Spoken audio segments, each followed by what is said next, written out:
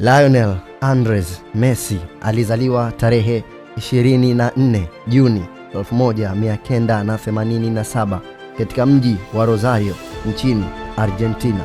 Baba yake Jorge Messi alikuwa mfanyakazi wa kiwanda, huku mama yake Celia Maria Cucutini akifanya kazi katika kiwanda cha kutengeneza sumaku. Akiwa na umri wa miaka 5 tu, Messi alianza kucheza mpira kwenye klabu ya Grandoli aliyokuwa akifundisha baba yake. Kipaji chake kilianza kuonekana mapema kuliko watoto wengi wa rika lake, lakini akiwa na umri wa miaka 10 maisha yake yalibadilika.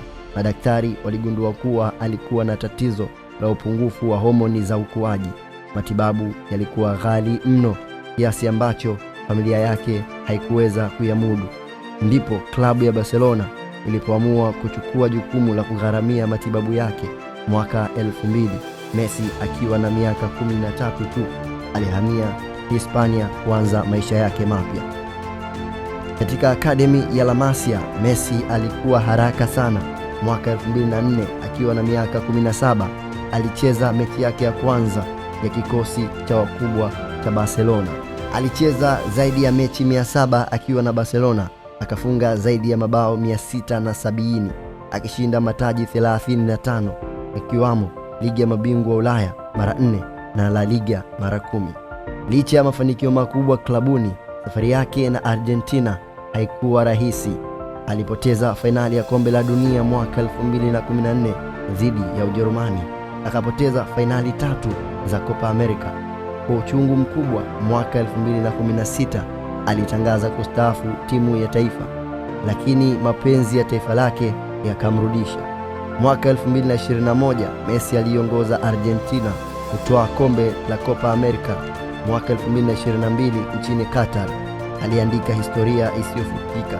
Aliongoza Argentina kutoa kombe la dunia kwa mara ya 3 baada ya kuifunga Ufaransa katika moja ya fainali bora kuwahi kuchezwa.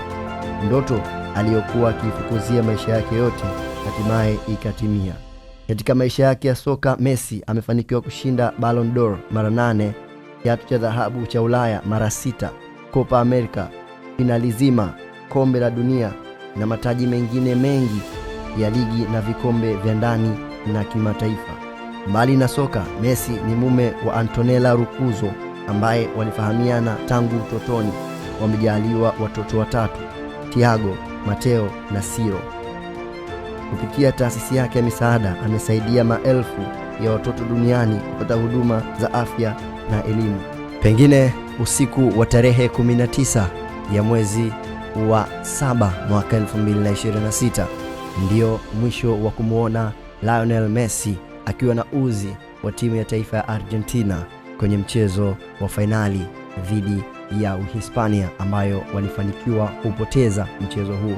Ni majonzi, uchungu wa kupoteza mchezo wa fainali, lakini pia kuto kuvaa jezi ambayo ameivaa kwa zaidi ya miaka 20.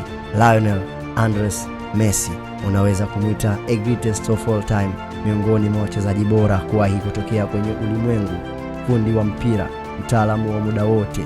Huyo ndio Lionel Andres Messi.